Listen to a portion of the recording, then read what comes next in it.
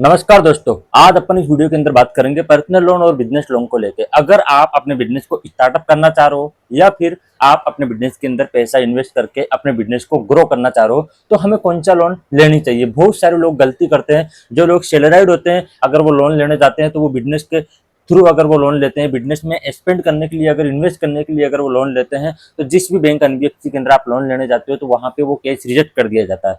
तो ऐसी क्या गलती है जो हमें नहीं करनी चाहिए और ऐसी क्या चीजें जो हमें करनी चाहिए जो हमारे लिए बेनिफिट हो और हमारे लिए आसानी से वो चीज मिल सके हमको। तो दोस्तों बने रहिए वीडियो के अंदर एंड तक। और अगर आप चैनल पे पहली बार आए हो दोस्तों तो नीचे दिए गए रेड बटन को दबा के सब्सक्राइब कीजिए, बेल आइकन को प्रेस कीजिए ताकि ऐसे ही वीडियो आपसे मिस ना हो जाए। तो दोस्तों स्टार्ट करते हैं। सबसे पहले अपन बात करते हैं पर्सनल लोन। तो दोस्तों पर्सनल लोन उन्हीं पर्सन को मिलता है जो सैलराइड है, जो जॉब करते हैं, जिनकी इनकम अच्छी खासी स्टेबल है। किसी की 25,000, किसी की 40,000, किसी की 1 लाख, वही पर्सन पर्सनल लोन ले सकता है। अगर आप एक सैलराइड पर्सन हो और आप एक किसी बैंक या एनबीएफसी के अंदर अगर लोन लेने जाओगे और वहां पे आप पर्पस बताओगे कि मुझे मेरे बिजनेस के अंदर इन्वेस्ट करने के लिए या फिर एक बिजनेस स्टार्ट करने के लिए लोन चाहिए, तो बैंक एनबीएफसी वाला आपके लोन को रिजेक्ट कर देगा। तो ये गलती बिल्कुल ना करें। आप किसी भी एनबीएफसी बैंक के अंदर अगर अपनी फाइल सबमिट करते हो तो बैंक एनबीएफसी वाला आपकी फाइल को वेरीफाई करता है। वेरीफाई करके वो आगे क्रेडिट में मूव करता है। फिर एक क्रेडिट टीम की तरफ से आपके पास कॉल आता है, पीडी कॉल आता है, यानी कि पर्सनल डिस्कशन। तो वो आपकी प्रोफाइल के रिलेटेड क्वेश्चन करता है, आपको लोन किस पर्पज से चाहिए वो क्वेश्चन करता है। अगर आपने बिजनेस इन्वेस्ट के लिए अगर आपने बताया तो वो आपको लोन प्रोवाइड नहीं करेंगे। वहां पे आप कुछ अलग पर्पज बता सकते हो। फॉर एग्जाम्पल होम रिनोवेशन के लिए आप लोन ले सकते हो, या फिर कोई मेडिकल इशू के लिए आप लोन ले सकते हो, या फिर कोई पर्सनल यूज के लिए आप लोन ले सकते हो। अगर आपने कुछ ऐसा पॉइंट बताया जहां पे क्रेडिट वाला आपके केस को रिजेक्ट कर देगा बिजनेस के लिए, तो ऐसी गलती बिल्कुल ना करें। आप बिजनेस में यूज करो पैसा, लेकिन क्रेडिट का कॉल आता तो वहां पे आप बिजनेस के लिए ना बताए, नॉर्मली आप बताए जैसे मेरे को घर के लिए चाहिए, होम रिनोवेशन के लिए, या फिर मेडिकल इशू है उसके लिए चाहिए, या पर्सनल यूज चाहिए।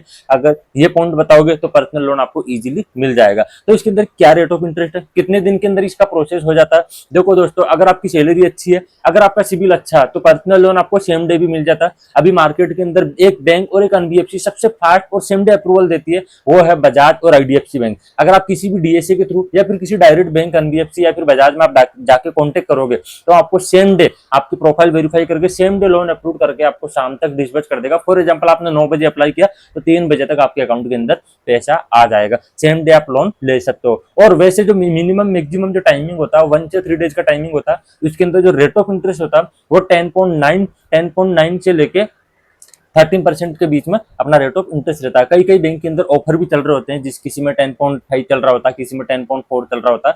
तो आप जिस भी बैंक एनबीएफसी से आप इंक्वायरी करोगे तो आपको वहां पे पता लग जाएगा कि किसका रेट सबसे बढ़िया आ रहा, किसका अच्छा नहीं आ रहा। तो ये आप रेट का बेनिफिट ले सकते हो। और इसके अंदर जो 10 ईयर मिलता है, मतलब कितने टाइम के लिए मिलता है, मिनिमम 2 साल या 1 साल से लेके मैक्सिमम 7 साल के लिए इसके अंदर 10 ईयर मिलता है। आप जितने 10 ईयर से आप लेना चाहे उतने 10 ईयर के अकॉर्डिंग आप लोन ले सकते हो। अगर आपको पर्सनल लोन नहीं चाहिए, अगर आप एक ओडी लिमिट लेना चाहते हो, तो मैंने ओडी लिमिट और सीसी लिमिट के लेके बीच में डिफरेंस का एक वीडियो बनाया। ऊपर आपको आई बटन पे एक लिंक दिख जाएगा, आप उस वीडियो पे क्लिक करके आप लिंक पे वीडियो देख सकते हो दोस्तों। तो ये है अपना पर्सनल लोन का, जिसमें आप बेनिफिट ले सकते हो। और सबसे फास्ट प्रोसेस होता है पर्सनल लोन के लिए दोस्तों। लेकिन पर्सनल लोन आप सिर्फ ओनली अपने लिए यूज करने के लिए लीजिए। अगर आपने बिजनेस यूज करने के लिए लिया तो दोस्तों आपको क्या पता बिजनेस आपका ग्रो ना हुआ, आपने जॉब ड्रॉप कर दिया, कुछ भी कर दिया, तो वहां पे आपको ईएमआई देने में दिक्कत हो सकती है। अब बात करते हैं दोस्तों बिजनेस लोन को लेकर। अगर आपका ऑलरेडी बिजनेस चल रहा है, आपका अच्छा खासा टर्नओवर है, जीएसटी रिटर्न आप रेगुलर फाइल कर रहे हो, इनकम आईटीआर आप अच्छा फाइल कर रहे हो, तो आप बिजनेस लोन के लिए आप अप्लाई कर सकते हो।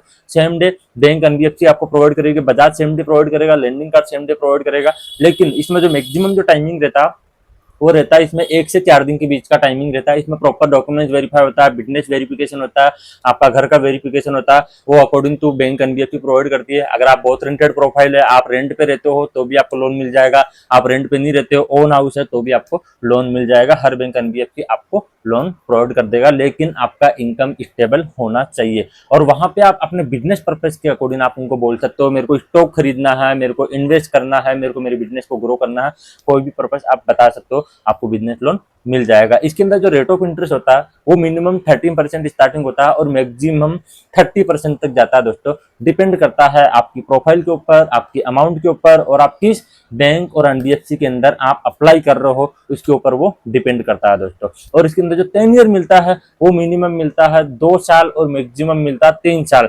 कुछ कुछ बैंक एनबीएफसी ऐसी होती है जो 5 साल तक का टेन्योर देती है, बाकी इसमें जो हाईएस्ट टेन्योर रहता है वो 3 साल और 4 साल तक का रहता है दोस्तों। तो आपके अकॉर्डिंग आप जितना टेन्योर लेना चाहें उतना टेन्योर आप ले सकते हो अपने बिजनेस के लिए। उसके अंदर भी सेम वही सीसी लिमिट, ऑडी लिमिट भी मिलती है बिजनेस लोन के अंदर। उसके लिए मैंने वीडियो बनाया, मैं दोबारा आई बटन पे आपको लिंक मेंशन कर दूंगा, आप वीडियो जाके देख सकते हो। कंप्लीट मैंने समझाया स्टेप बाय स्टेप, और आप इसको समझ के जो चीज आपको पसंद है, पर्सनल लोन लेना, बिजनेस लोन लेना, वो आप ले सकते हो दोस्तों। तो ये था दोस्तों पर्सनल लोन, बिजनेस लोन। अब सवाल ये आता है कि आपको बिजनेस ग्रो करना है, बिजनेस के अंदर पैसा इन्वेस्ट करना है, तो क्या पर्सनल लोन लेना चाहिए या बिजनेस लोन लेना चाहिए? तो दोस्तों मेरा सजेशन ये है, यहाँ पे अगर आप एक सैलराइड है तो आपको सिर्फ पर्सनल लोन ही लेना चाहिए। अगर आप एक सेल्फ एम्प्लॉयड है, अच्छा बिजनेस है आपका, फाइनेंशियल स्टेबल है आपकी, तो आपको बिजनेस लोन लेना चाहिए। आपके बिजनेस में वर्किंग कैपिटल, बिजनेस को ग्रो करने के लिए, इन्वेस्ट करने के लिए बिजनेस लोन आपके लिए सबसे बेस्ट है। लेकिन पर्सनल लोन में आप बिजनेस पर्पज से बिल्कुल ना ले,